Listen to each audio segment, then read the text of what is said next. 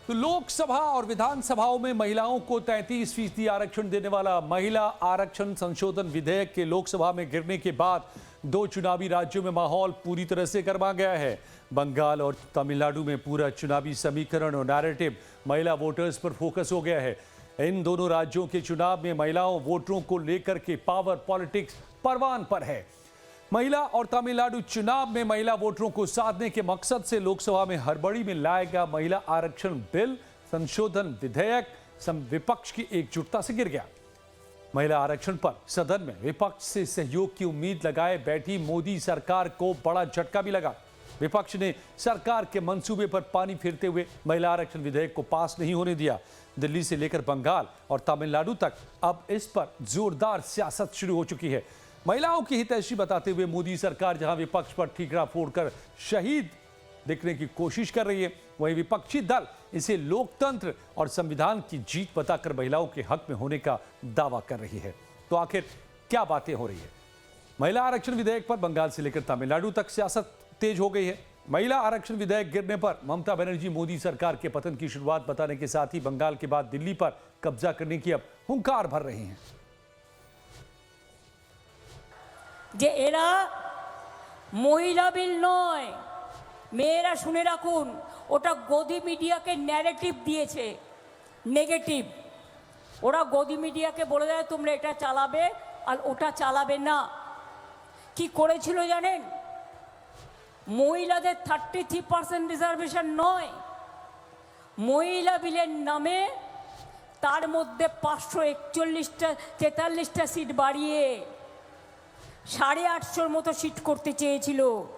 দেশটাকে ভাগ করতে চেয়েছিল, ভঙ্গ করতে চেয়েছিল। আমার এখানে ইলেকশন থাকা সত্ত্বেও আমাকে ওরা 20 জনকে পাঠাতে বলেছিল, আমি 21 জনকে পাঠিয়েছিলাম নির্বাচনের ক্যাম্পেইন ছেড়ে দিয়ে। তার কারণ আমরা কাল বিজেপিকে পরাস্ত করেছি, মোদির পতন শুরু হয়েছে এবং আগামী দিন জেনে রাখবেন বিজেপি হাঁটাবো। বাংলাকে টার্গেট করলে আমরা দিল্লিকে টার্গেট করি, বাংলা জয় করে দিল্লি দখল করব। আপনাদের কবে থেকে বলছি পতন শুরু হয়ে গেছে তো।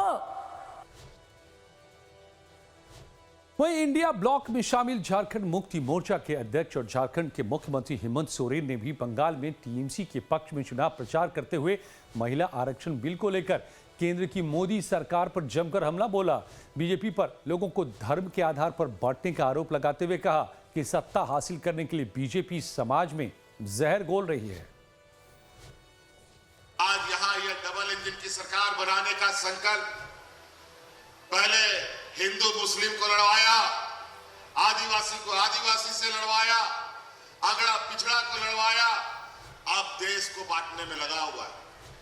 कल ही का दिन एक ऐसा ऐतिहासिक दिन, एक ऐसा काला अध्याय बनाने का प्रयास ही भारतीय जनता पार्टी का रहा।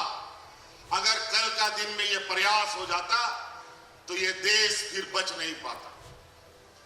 आज ये लोगों ने जिस तरीके से समाज के बीच में जहर बोया है, और ये जहर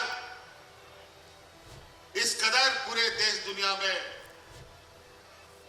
चर्चा में है कि आज दुनिया भर का लोग ये भारतीय जनता पार्टी के राजनीति को बहुत ही बुरा नजर से देखते हैं। उधर बंगाल चुनाव प्रचार में उतरे बीजेपी के स्टार प्रचारक, फायर ब्रांड नेता और उत्तर प्रदेश के सीएम योगी आदित्यनाथ ने महिला आरक्षण बिल गिरने पर ममता की पार्टी टीएमसी को निशाने पर लिया। सीएम योगी ने मां, माटी और मानुष की बात करने वाली ममता बनर्जी सरकार को महिला विरोधी बताते हुए कहा कि बंगाल में आज कोई भी सुरक्षित नहीं है।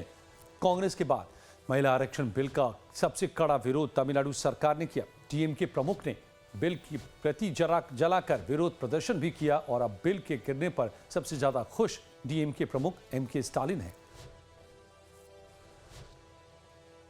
टीएमसी कहती तो है मां, माटी और मानुष की बात करती है, लेकिन मां के साथ क्या व्यवहार टीएमसी का है कल आपने संसद में देखा होगा, जब आधी आबादी को हक देने की बात हुई, मोदी जी के प्रस्ताव को टीएमसी ने विरोध कर दिया।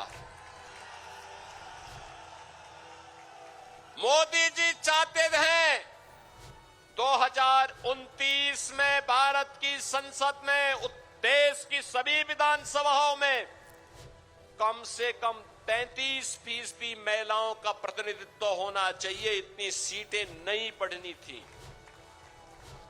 लेकिन टीएमसी, कांग्रेस और कम्युनिस्टों ने नहीं पास होने दिया, प्रस्ताव को गिरा दिया। ये इनकी मां के प्रति और माटी के प्रति क्या व्यवहार है? बांग्लादेशी घुसपैठियों को घुसा करके सनातन के ऊपर प्रहार करवाना, अराजकता पैदा करना, अव्यवस्था पैदा करना। बेटी असुरक्षित है, व्यापारी असुरक्षित है, भय का माहौल है, पर्व और त्योहार के पहले उपद्रव हो जाता है, कर्फ्यू लगता है, कोई सुरक्षित नहीं। மகிழ்ச்சியோட ஒரு புது எனர்ஜியோட உங்க முன்னாடி நிற்கிறேன். டீலிமிட்டேஷன் கருப்பு சட்டத்துக்கு எதிரான நம்ம போராட்டம் வெற்றி பெற்றிருக்கு. இந்த ஆபத்தை ஒரு வருஷத்துக்கு முன்பே அறிந்து இந்த வெற்றியை பெறுவதற்கான எல்லா பணியையும் அப்பவே நாம் தொடங்கணும். மாநில முதல்வர்கள், எதிர்க்கட்சி தலைவர்கள் ஒருங்கிணைப்பு கூட்டம் தொடங்கி நேற்று முன்தினம் கருப்பு கொடி ஏற்றி கருப்பு சட்ட நகலை கொளுத்தின. அதுவே நேற்று திண்டுக்கல்ல வெற்றிக்கான வெடியை கொளுத்தின. தீ பரவட்டும்னு சொன்னேன். அது பார்லிமெண்ட் வரை பற்றிக்கிச்சு. 50-60களை பார்த்த பழைய திமுகவை பார்க்க வேண்டிய வரும்னு எச்சரித்தேன். அப்படின்னா என்ன என்று கேட்ட சில அறவைக்காடுகளுக்கு இதாண்டா திமுக பாருங்க என்று நேற்று ஸ்ட்ராங்காக காட்டியிருக்கிறோம். தொகுதி மறுவரையறை என்ற பேரில் முழுக்க முழுக்க பாஜகவுக்கு சாதகமாக கொண்டு வரப்பட்ட கருப்பு சட்டத்தை நாடாளுமன்றத்தில் தோற்கடித்த எல்லாருக்கும் தமிழ்நாட்டு முதலமைச்சராக என்னுடைய நன்றி நன்றி நன்றி. முக்கியமாக இதில் முழுக்க முழுக்க என் கூட நின்ன தமிழ்நாட்டு மக்களுக்கு தான் முதல்ல என்னுடைய நெஞ்சாத நன்றியை சொல்லணும். பெண்களுக்கான இடஒதுக்கீடு என்ற மாறு விஷயத்தில் இந்த சட்டத்தை பாஜக கொண்டு வர பார்த்தாங்க. ஆனால் இந்த ஏமாற்று திட்டத்தை முன்னாடி நின்று தோற்கடித்ததே பெண்கள் தான். அவங்களுக்கு என்னுடைய salute.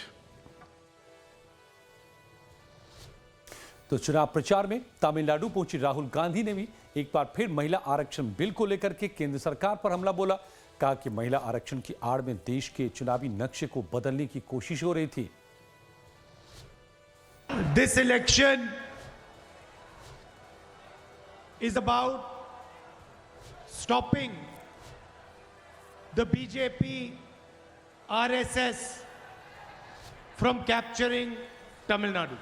Mr. Narendra Modi and Amit Shah were trying to do in Parliament. They told the nation a lie. They said they were trying to pass a bill for women's representation. But hidden behind that bill was a diabolical idea. They wanted to change the electoral map of India. They wanted to change the number of seats that each state gets. They wanted to weaken the South Indian states, weaken the northeastern states, and weaken smaller states. तो तमिलनाडु में PM Modi भी आज चुनावी हुंकार भरने पहुंचे। महिला आरक्षण बिल गिरने का मलाल पीएम मोदी के चेहरे पर नहीं दिख रहा है। कोयम्बटूर पहुंचे पीएम मोदी का बीजेपी और एआईएडीएमके के नेताओं ने भव्य स्वागत किया। 2029 लोकसभा चुनाव से पहले महिला आरक्षण बिल लागू कराने में फेल हुई सरकार ने अब कांग्रेस के खिलाफ मोर्चा खोल दिया। தெளிவாக இதை திமுக விரும்பவில்லை. இப்போது திமுகவின் செயல்கள் தெளிவாக அம்பலமாகிவிட்டன, குட்டு வெளிப்பட்டு விட்டது. By wearing black clothes, DMK cannot cover up their wrong intentions. I want to tell the DMK that people know your black deeds. You cannot escape your black deeds any longer. Janata DMK के काले कारनामे अच्छी तरह से जान चुकी है. झूठ फैलाने से डीएमके के काले कारनामे छिपने वाले नहीं है. கருப்பு உடைகள் அணிந்து திமுக தங்களுடைய தீய எண்ணங்களுக்கு திரை போட்டு விட முடியாது என்று திமுகவுக்கு நான் கூறிக்கொள்ள விரும்புகின்றேன். உங்களுடைய கெட்ட செயல்களின் பலன்களிலிருந்து உங்களால் இனி தப்பவே முடியாது. மக்கள் உங்களின் உண்மையான முகங்களை தெரிந்து கொண்டு விட்டார்கள்.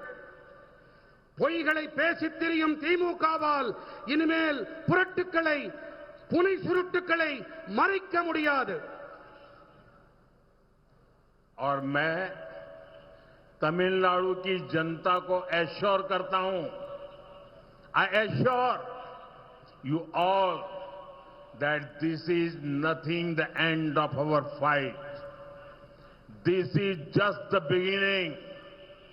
बीजेपी और एनडीए आपके अधिकारों के लिए संघर्ष करते रहेंगे. தமிழர்களே, உங்களுக்கு நான் ஒன்று உறுதிபட கூறி